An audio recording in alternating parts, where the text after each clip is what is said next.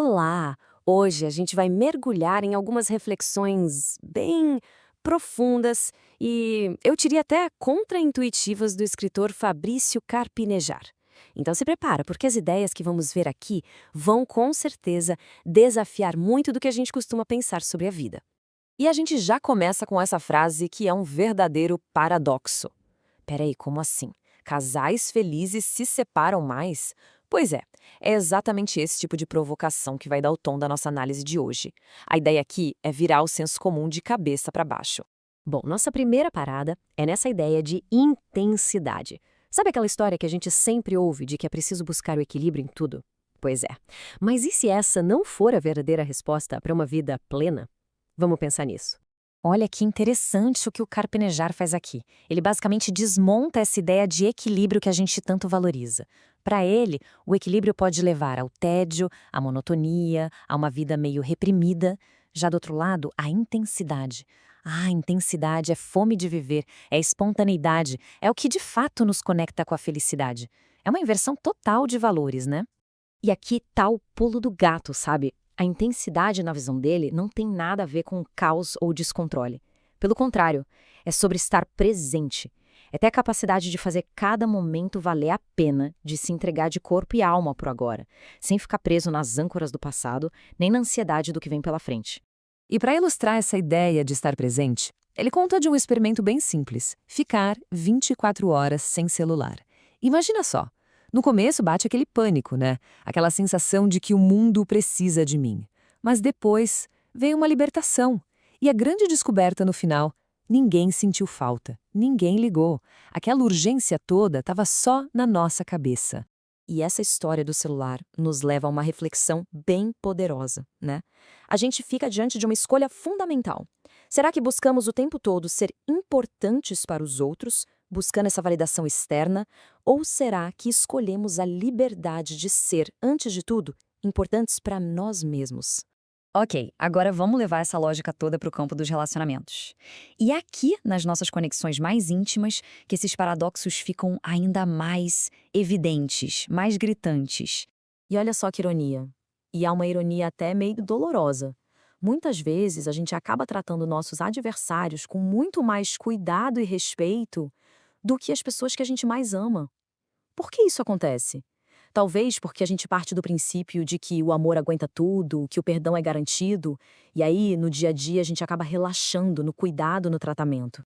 Isso tudo meio que nos força a repensar o que a gente entende por intimidade.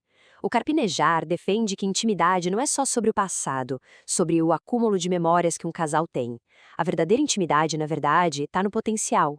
Está em tudo que ainda pode ser construído, sabe? Está no futuro que se abre para essas duas pessoas. E o que destrói essa intimidade futura é a falta de partilha.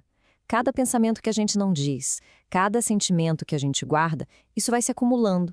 Com o tempo, essa omissão cria um estranho dentro da gente, alguém que a pessoa ao nosso lado já não reconhece mais. É forte, mas ele diz que todo divórcio já está ali, dentro da gente, muito antes de acontecer de fato.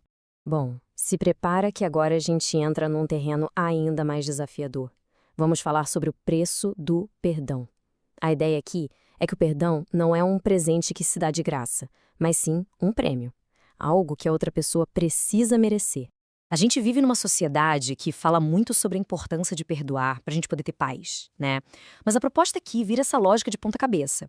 A prioridade não é perdoar o outro. A prioridade é seguir em frente, focar na nossa própria caminhada.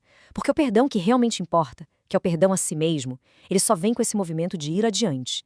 E o perdão para o outro, se e quando ele acontecer, precisa seguir um processo bem rigoroso. Tem 3 passos. Primeiro, a pessoa precisa mudar de verdade. Segundo, essa mudança tem que ser provada com o tempo. E só então, lá no final, depois de tudo isso, é que o perdão pode ser concedido. É um mérito, uma conquista, não algo que se dá de graça. Então, o ponto central aqui é o seguinte: perdoar muito fácil acaba desvalorizando a dor que foi causada. É como se não tivesse sido nada. Já um perdão que exige esforço, que exige prova, esse sim respeita quem foi ferido. E mais, ele incentiva uma mudança de verdade para que o mesmo erro não aconteça de novo. E agora, para fechar, a gente chega no nosso último tema, que de certa forma amarra tudo que a gente viu até aqui. É a sabedoria do menos. Uma filosofia bem contraintuitiva de que crescer, de verdade, significa deixar ir, significa se tornar menor. Isso é uma virada de chave completa no jeito que a gente pensa sobre sucesso, né? A gente acredita que crescer é acumular, é expandir, mas, segundo o Carpinejar, a verdadeira maturidade está no contrário, está em encolher, em simplificar a vida, em focar só no que é realmente essencial. E a metáfora que ele usa da mala de viagem é simplesmente perfeita para isso. Pensa bem, uma bagagem muito grande, muito pesada, te prende, te limita. Agora, uma bagagem pequena, levinha, essa te dá liberdade, te permite ir mais longe na aventura. E na vida é a mesma coisa. Carregar menos coisas, menos expectativas, menos mágoas, isso nos permite ir muito mais longe. E essa aqui é talvez a imagem mais forte de todas.